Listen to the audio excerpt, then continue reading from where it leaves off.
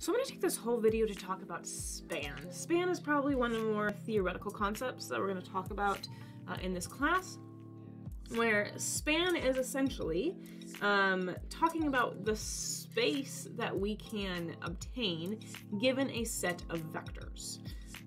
So if you think about three-dimensional space, or two-dimensional space, we can represent it with two vectors, right? We can represent it with E1, which is 0, 1, and E2, which is 1, 0. In 3D space, we can span it with, or we can represent it with I, J, K. I think I have my axes rotated, but that's okay. So we can represent a space, three-dimensional, two-dimensional, four-dimensional, five-dimensional, etc., space with a set of vectors. So if S is a set of vectors, the subspace, so essentially the space that we can create, consists of all linear combinations of the vectors in S. It's called the spanning space, and we say that the vectors span the subspace. So that's a lot of notation, that's a lot of vocabulary in there. I'm going to try to explain it the best that I can with pictures and this table. So let's look at two vectors, or let's look at some vectors in R2. So R2, remember, this is how we represent the space a vector lives in. So this tells me how many numbers in the vector. So if we look at 1, 2, and 3, 1.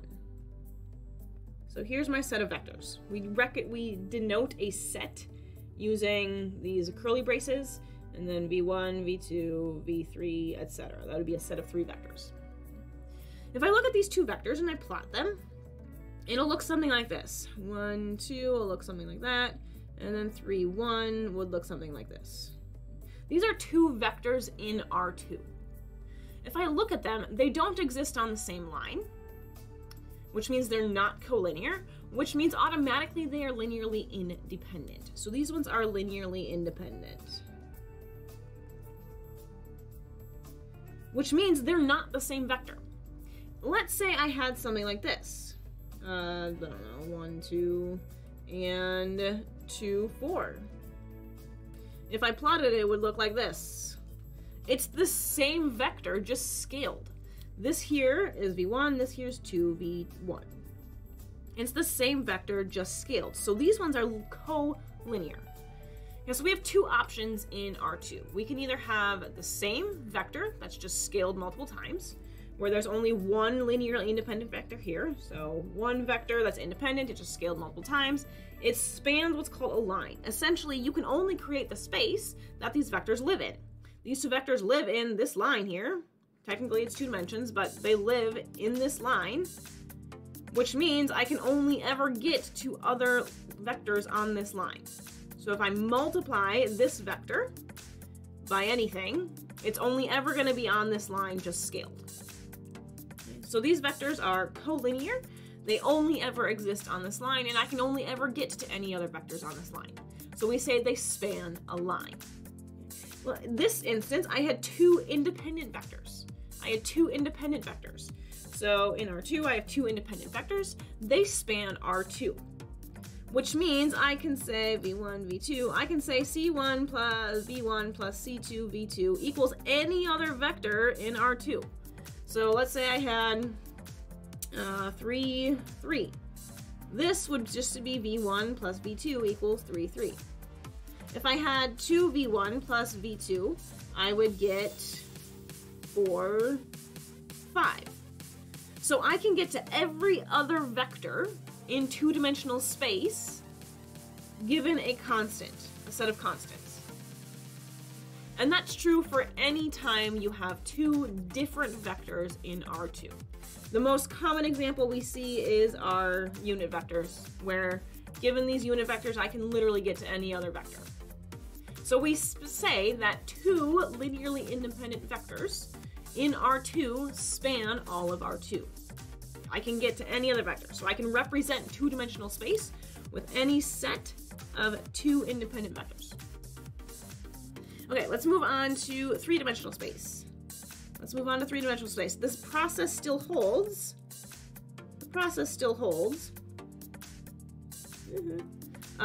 except now I have an additional dimension to be considered. Okay, so let's go look at 3 vectors in R3. 1, 0, 2, 2, 0, 4, and -1, 0, -2.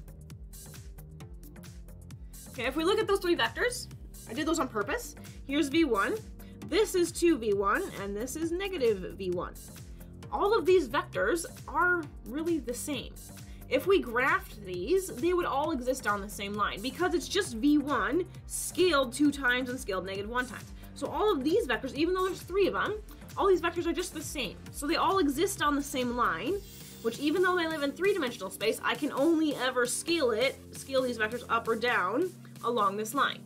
So if we have vectors in R3, and there's only one of them that's linear independent, if there's only one unique vector, they span a line, because I can only ever get to other vectors on this line. Let's say I made this one different. It was 3, 7, and 9. Now these 2 are the same, and this one's different. This one's V2. This one is similar to the situation where I have a vector in this direction and a vector in this direction. Note there's 2 different vectors. They exist in R3, but there's still only 2 different vectors in this group. And 2 different vectors, depending on how you cut it, really only exist on the same plane. So let's say the 3rd vector was in the same, there we go, essentially like that. These only exist in the same plane. It's not always flat, sometimes it's at an angle, but they really only exist in the same plane. So this is the same situation that we had here, where we have 2 vectors that exist in a 2-dimensional plane.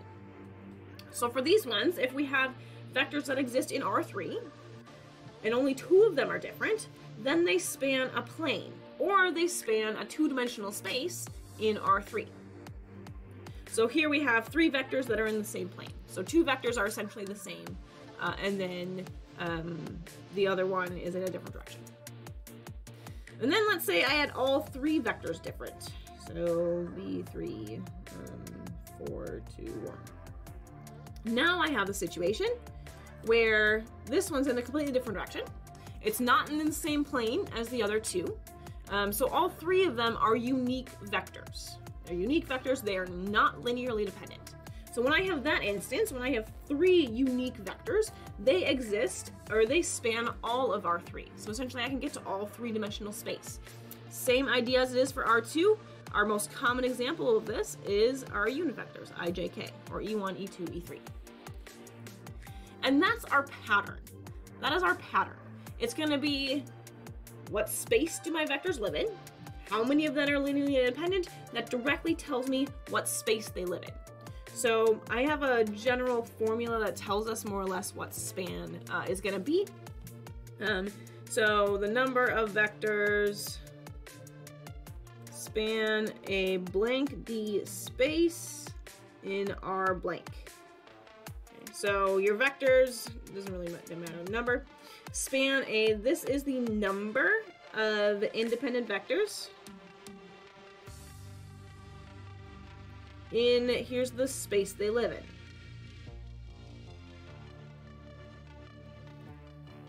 So if we look at R4, I have vectors that are either going to be 1 independent vector, so they're all the same vector. They span a 1D space in R4. A 1D space is just a line. If I have 2 linearly independent, they span a 2D space in R4, which is a plane. If I have 3 of them, they span a 3D space in R4. And then if I have 4 of them, they span all of R4. If I had vectors in R5, and 1 of them was independent, it'd be a line. 2 of them were independent, it would be a plane. 3 of them were independent, it'd be a 3D space. 4 of them were independent, it would be a 4D space in R5. And then if 5 of them were independent, it would be all of R5. And we'll look at examples of this to the best of our ability. But essentially, we're talking about what space can we get to. So if I have 2 vectors, I can only ever get to other vectors in that 2-dimensional space.